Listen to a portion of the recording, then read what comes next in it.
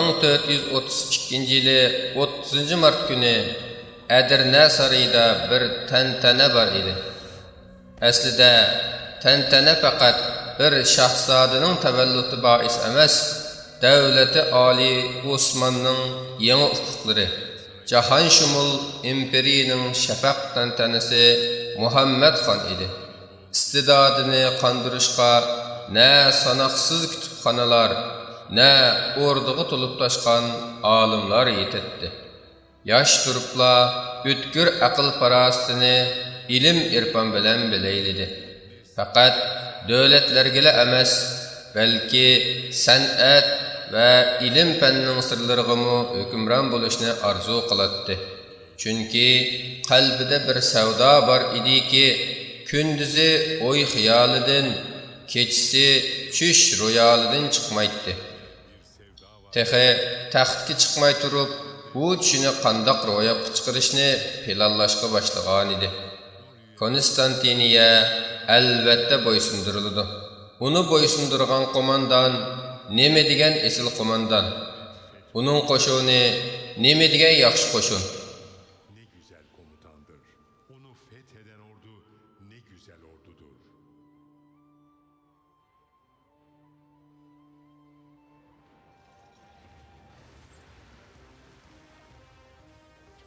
Konstantiniya Sharqiy Rim imperiyasining eng qimmatli go'hiri, ayvat va qudratning yer yuzidagi taxti. Go'zalligi tangdoshsiz, o'rni va hukmi bebaho edi. Buningga erishish uchun har qanday bedel to'lash og'ir emas edi. Konumu ve hükmü paha biçilemezdi. Dünyanın kalbi onun tepelerinde atıyordu.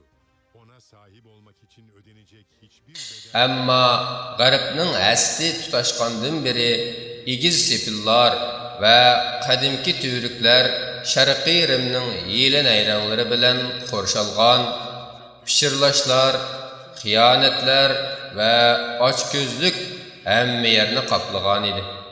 Asrlar muqaddam imperator bu tilsimliq shahar Konstantinni qurib chiqqan edi. Vaqt bajoyiki bu tam sifillarni, madaniyatni, ilimni, tarixni va ko'rkamlikni o'z qo'li bilan toshlarga naqshlagan edi. ilmi, tarihi, görkemi kendi elleriyle... Amma chiriklik, nafsaniyatchilik va tugumas to'qinishlar o'tib bo'lmas mustahkam tomlarga chak selishga boshlagan edi.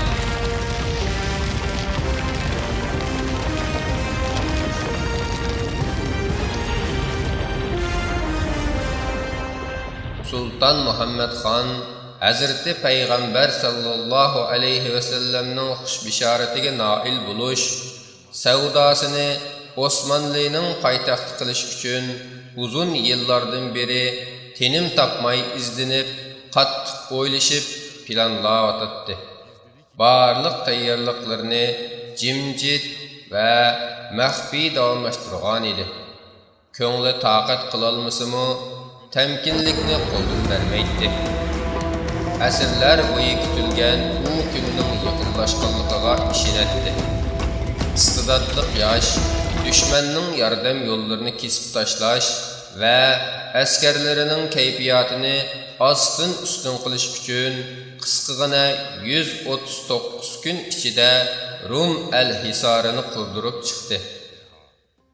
Vizantiniyaning bo'g'zini qamallab, uni nafassiz qo'ymoqchi bo'lgan edi. U qurgan dengiz floti bo'lsa, Türk tarixida tangdoshsiz edi.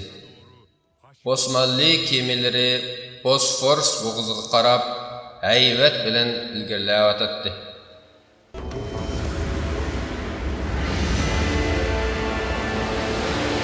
Vizantiya qora zanjir bilan to'sib tashlagan oltin minguz qo'ltiqining do'lqinlari g'azab bilan hayva qilatdi. Ammo fathining muvaffaqiyatli bo'lishi uchun bu do'lqinlarni bo'ysundirish kerak edi. Sultan Muhammed xan asov suvlardan bösüp ötəlsə, şəhər dərvasını içiş bir qədər asan bo'ladiganini biletdi. Rumluqlar jang taktikasi və əskerlərinin təcrübəsi bilan Vizantiya dengiz okeanida yaman raqib idi.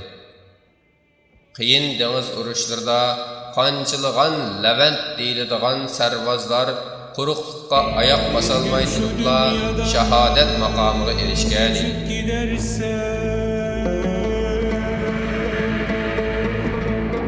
Bir gün şu dünyadan göçüp giderse ağlama. Ama gaza yolunda ölmek var, dönmek yoktu. Mening qo'lim bilan bo'ysundirish taqdiriga bitilgan bo'lsa, Konstantiniyaning qal'a munarlari sap tömürdən yasalgan bolsumu, qahr va g'azab o'tlarim bilan eritib, momdek yumshitib o'taman.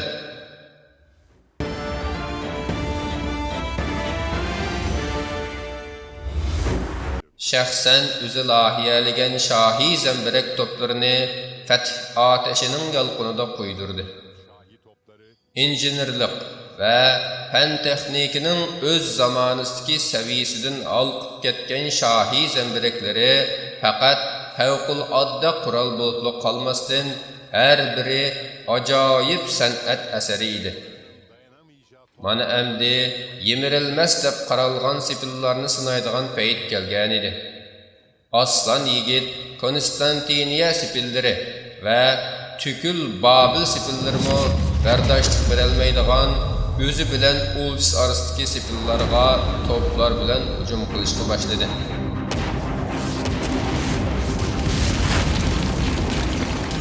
Ta ki şu güngacha misli ko'rilmagan bu g'oyat zo'r va ig'ir top o'qlari faqat tash tomlarnila emas, hatto ruhlarni titrətdi. Amma Bizantiyaliklarning hiyli-mikilləri ko'p bo'lganidek, hünürümü to'la edi.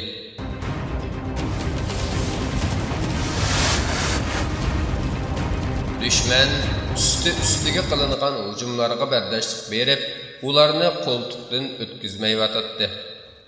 Sepillardagi vayronchilikni tong atqicha o'ngshab ulgurətdi. O't tuproqni, su tömürni, kechalar kunduzni yo'tatdi. Fətih təxəyici nisb olmağan, qoşunda və ləşkərlər içində əndişə payda bolğan idi.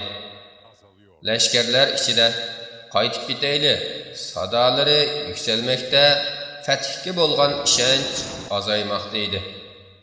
1453 yılı 20 aprel günü Aq Şəmsiddinning mübarək qolu bilan yazılğan bir məktub Boran çapqulluq qara yağmurning ichidan sirg'ib, larzon, mayin shamolga o'xshash Sultan Muhammed xonga yetib keldi. Hozir yumshoq qo'lluq va marhamatning lozimi yo'q. Bu vaqtda savallik o'tkazganlar, Fatihga qarshi chiquvchilar aniqlansa, yuz xotira qilmasdan eng ig'ir jazo bilan jazolash kerak. Shundala Allohning yordami bilan biz bu yerdan xijolat va malomat bilan emas, balki ko'tarangi, g'olib oldi qaytganlardan bo'lg'aymiz. Natijada muvaffaqiyat Allohdandir. Ammo qo'ldan keladigan barliq tirishchiliklarni ko'rsatish kerak. Bu Allohning rasuli va uning sahobalarining sunnatidir. Bu sözlerim sizlarga quruq gapdek bilinmagay. Aytqanlarim butunlay sizlarni yaxshi ko'radiganligimdandir.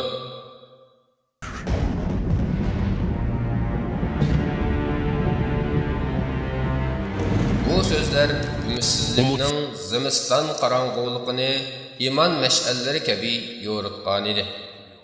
Fath yo'lida qayta tartib va intizomni barpo qilgan Sultan Muhammed xon mümkinchilikning eng yuqori pallasini ko'rish uchun mumkin bo'lmaydi deb qaralganni sinab beqish kerak dedi va tarixga o'z muhrini bosdi.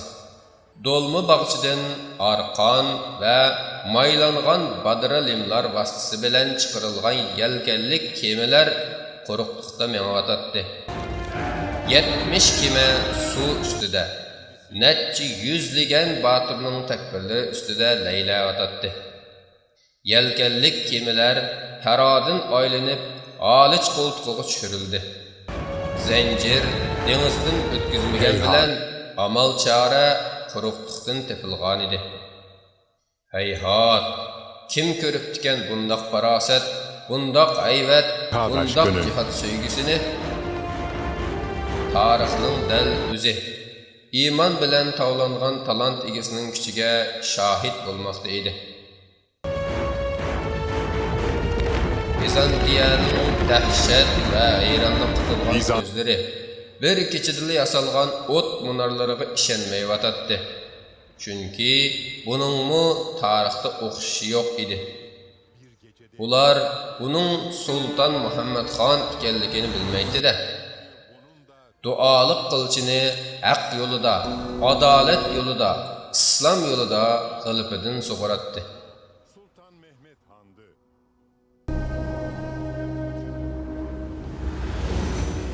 Allahu Ekber, Allahu Ekber. Bargahta okulgan azan 1453 yılı 29 mayının tunji nurları bilen asmanını bir algan idi. Sultan Muhammed Khan Bamdad namazını ada qilish üçün leşkerler bilen sepki tizildi. Aldıda hiç kim ötelmegen sepillar. Arqısıda tarix şu güngiçi şahit bolgan en kudretlik İslam qoşuğunu ve qalbida Hazreti Peygamber aleyhisselamның xush bişareti bar idi. İslam'ın sancağı Azim qal'a munarlarida İslamның tuği abadil abad lapildisun. Konstantiniyaning fath bo'lishini nisib bolsun, deb Allah Taaladan tilidi. Mınlıgan pişaniler secdige birlikte tegdi. Mınlıgan batır azmet eğitlaşqandek öz ara razılık bilişti. Mınlıgan qalplar birlikte dua qildi. Nasrun minallahi ve fethun garib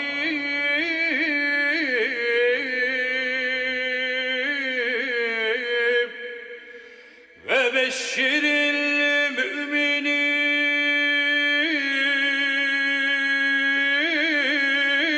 Ya Bu gazi, mücahitlarning sultani Muhammed Khan. U qilichini qalbidan sug'urgandan keyin Allah yolida g'alaba qilmoqcha to'xtamaydigan Muhammed Khan. Zafer ateşi bilen ufukni yoritgan ötkür gözlerini sepillarga tikdi. Sharqiy Rim imperiyasining 800 yil kutgan qiyamati oxiri yetib kelgan edi. Hamda zabardast Osmanlı qo'shini fath to'shqini bilan larziga kelgan edi.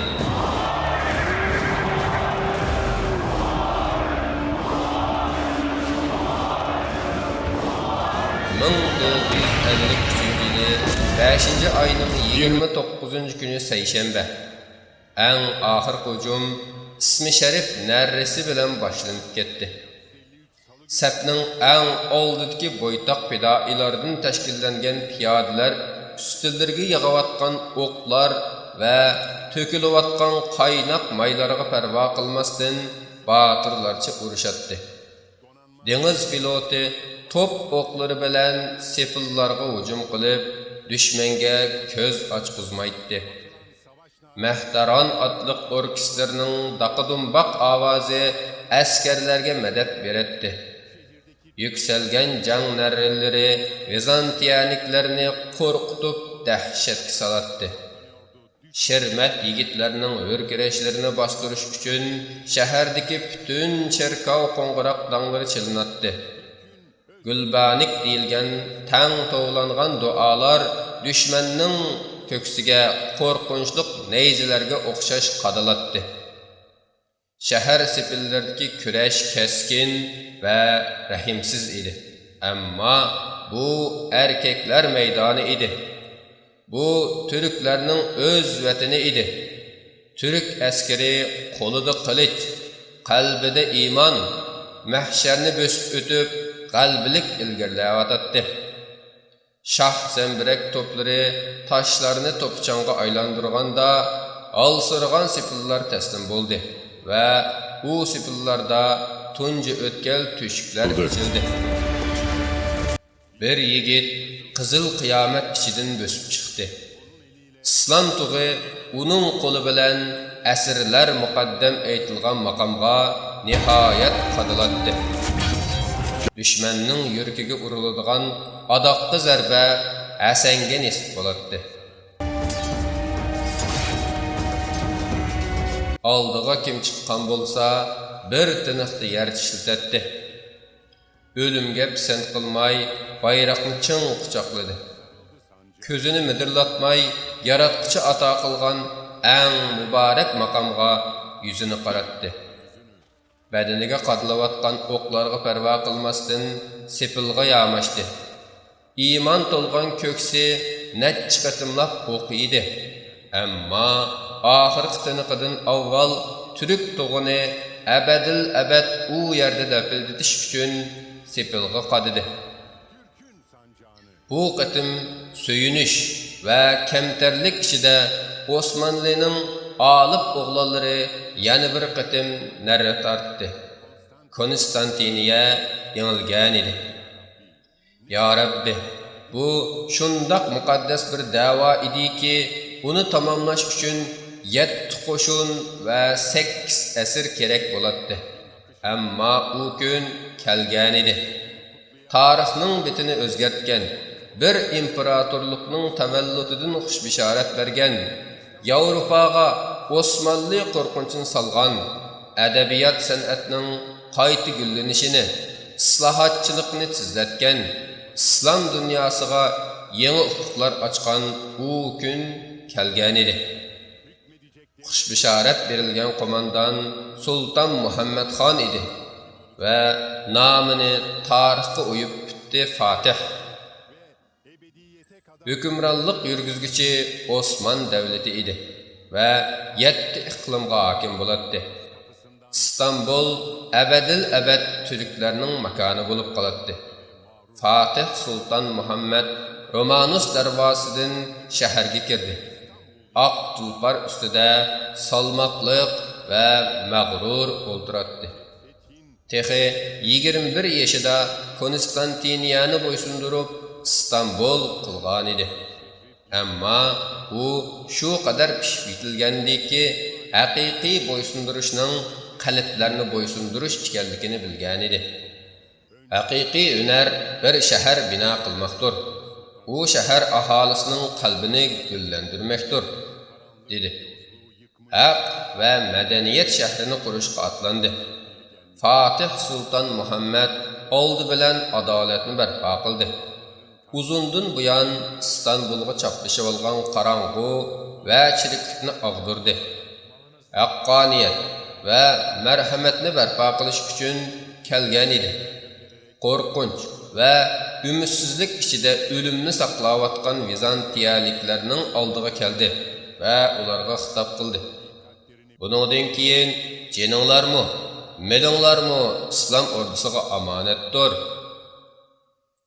Uylarga tevib va qozilarni avatish orqali yaradorlarga va qiyinchilik borlarga yordam qildi. Fatih ata bobolardan tartib Türklerni alvasti deb qaraydiganlarning qalbini bo'ysundirgan edi. Chunki Hazreti Muhammad alayhissalom xush bishorat bergan zafar, g'azab va intiqomning g'albisi emas, haq va madaniyatning g'albisi edi. Uning rahim shafqati va qobiliyatining rivoyatlari butun dunyoga tarqalish bilan birga islomning izzatimi İstanbulning hamma yerini nurga to'ldirmoqda edi. Azizona shahrining osmonida haybatlik munarlar qad ko'tarishga, husniga husn qo'shgan muqaddas masjidlar bo'y tortishga boshlagan edi. İslam madaniyatining yangi qalbini bilim va irfon bilan zinnatlaydigan masjidlar medreseler, mektepler selinewatatdy. İstanbul faqat Osmanlı döwletiniň emas, huzur we tinçlikniň paýtagty bolmakda idi. Fatih Sultan Muhammed bolsa 7 jahanga quyoshga o'xshash nur chachatdi.